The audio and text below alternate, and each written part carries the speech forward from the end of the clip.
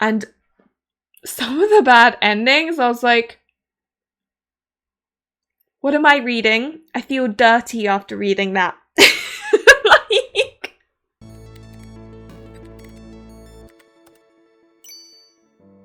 Hello everyone, it's Luli, and today I'm going to be telling you about Otome games with some of the most scandalous endings. Now, I have wanted to make this video for quite a while now because I am like obsessed with bad endings. Bad endings are the reason why I like Otome games. That scandal, the craziness, the crazier the better. So this is why I'm introducing to you some of the games that I really like because of the bad endings. But before I start, note that though I would not consider any of what I'm doing in this video spoilers, I'm aware that what you consider spoilers and what I consider spoilers may not quite align. So if you're a little bit sensitive and you don't even want to know what's on the back of the game, for example, then I would swiftly move on. Also, I'd like to thank all of those who have supported me through Patreon, tipping me for my time through Ko-fis, subscribing to my Twitch, that sort of thing. It really means so much to me. Also, thank you to those who have boosted my channel. That also means a lot to me as well. But anyway, now that all of that is said and done, let me start. So the one that was immediate number one in this list is Butterflies Poison Blood Chains. Now this game is based in the Taisho period. The main character is a daughter of what is considered like a failing rich family in Japan. You know how you get like really rich like old money families that don't understand the concept of work because work is those for the lower, so money is something to be inherited, not made. But as a result, they kind of end up becoming really poor as they start selling their inheritance, like inherited objects and things. Well, it's basically about a daughter of such a family. She needs to find like a husband, an arranged marriage of some sort with new money so that they can like bring their old money to the like old name to the table and then gain new money's money. If that makes sense. But this was originally an R18 game, so very like smutty in some of the endings in the PC version. Although I wouldn't say that was the focus. Focus is definitely the story, the tragedy. Some of the bad endings, right? I'm gonna talk to you about like, so I played the R18 version of this game, and some of the bad endings, I was like, what am I reading? I feel dirty after reading that. Like, now, I'm sure many of the Boys Love fans out there will probably be like, Luli, Otome game bad endings is nothing compared to BL games. But for me, this R18 game, the bad endings, some of them were so truly horrific. And I love that about them. It was just so good. Especially the bittersweet ones. Bittersweet bad endings are like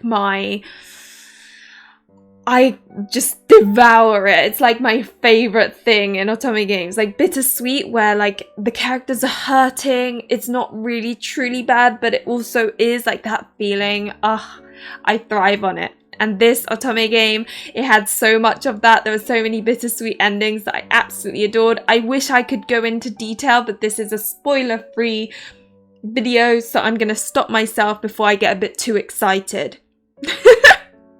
Number two, this one kind of has a special place in my heart because it's the very first Otome game that I actually completed all the bad endings as well as good endings, because for a period of time I always had a phobia of bad endings. I got over that now, they're my favorite thing, but so this Otome game has a special place. Dance with Devils. Now this is an unlocalized Otome game by Regit. It's about these devils that kind of want the main character almost because she's got this special book or something. But as is always expected of Regit, the bad endings can be quite brutal. You know, the kind where like everyone dies because, and you're like, whoa, what happened? Or like, I won't go into detail, but there was one of the bad endings left a great impression on me because it was like the ultimate yandere ending, and I just really liked it. Basically, the more messed up, the better. Which makes me sound really messed up, but no, really, it's just, I think when you're constantly playing Otome games, the shock factor needs to get like bigger and bigger and bigger, because you kind of get almost numb to anything that's like just a little bit messed up, if that makes sense. That sounds really bad. But that's how I feel, which is why I always say the more messed up, the better for me. 3 is Black Wolf Saga. Yes, another Reddit game, of course. Again, unlocalized, but this one is based in this really like world where there are different like factions. One's like a wolf faction, one's a cat faction, one's humans. There's some like little mice ones, and basically, it's just a really depressing game because people are dying and the cat faction are blaming it on the wolves. So like everyone's trying to hunt down and kill all the wolves. The main character ends up like being kidnapped almost, at least in the route I played. And you know, this game is so messed up that some of the routes you're questioning whether the love interest actually cares for the main character. I'm not gonna say anything, but for those who have played this game and played all the routes, there was one where I've never been so surprised by an ending before, and you will probably know which one I'm talking about. It just goes a certain way, and the character says one word, and you're like, wait, was that all just like, what just happened? And I love endings like that. Shock factor, please. Yes, please. I just love it so much. Give me all the drama, you know? So yeah, that's another game that I highly recommend if you love scandalous endings. Number 4, this one's localized, so available in English, is Olympia Soiree. This Otome game is about a main character who must find a husband, which makes it sound really like boring, but it's actually really good. It's kind of based in this world where it's like there's this hierarchy based on sort of their color, which makes it sound really bad. But by color, it's like not your real life color, but like blue, green, red, that sort of thing. The absolute top is the color of red, blue, and yellow. Below that is like the mix of those, like green, orange, that sort of thing. And below that is like really mixed, where it's like multicolor or like brown or black. Basically, think of colors and how if you add them all together, it gets like worse and worse and worse. So I guess it's kind of gross in that they try and reproduce amongst themselves. I'm really not selling the game, am I? Trust me, it's really good. Give it a chance. It's really popular for good reason. Anyway, the main character is like a silvery white kind of... She looks like you've gotten white paint and thrown it over her. And yeah, she's the one that needs to find a husband, because if she has like the power of light and is able to bring the sun up, so without her kind the sun never comes up, so it's a problem, and she must reproduce to make more of her clan, so to speak. And yeah, some of the bad endings are honestly so tragic. I can see some people maybe crying. Some of them are just like really disturbing, and you would think for a Switch game, which is R17, so not even R18, they wouldn't have those sort of endings, but they do, and I do appreciate it, because again, as I keep on saying, the more messed up, the better it is. Yeah, no, there are some characters in Olympia Soiree where the bad endings is what sold it for me. Some of them are so bittersweet and tragic in a beautiful way, and I love it when an Otome game does that. So if you're really good, you know, if you really love bad endings, then I highly recommend Olympia Soiree to you. Now last, and this one's a little bit different from the others because the bad endings aren't like extreme or tragic or unrealistic or anything like that.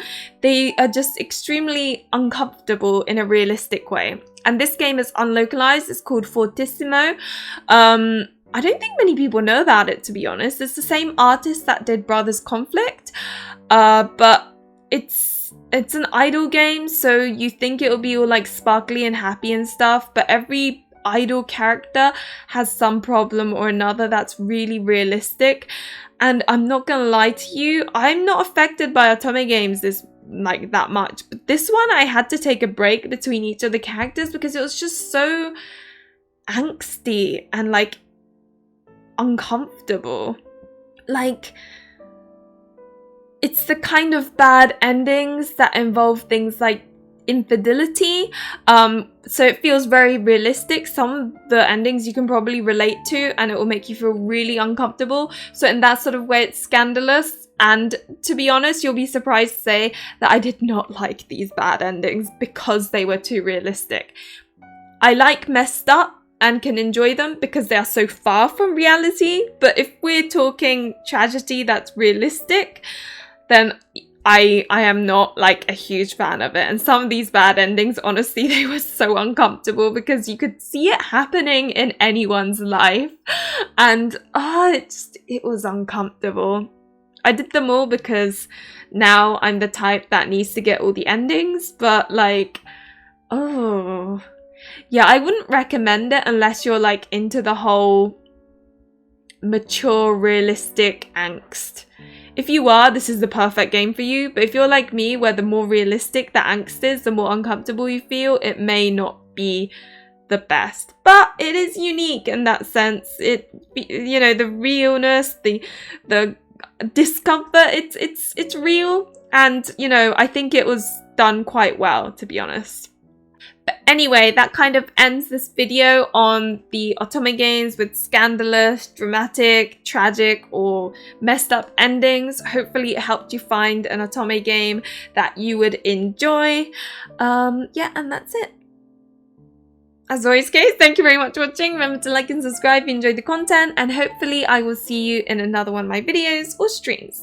Bye!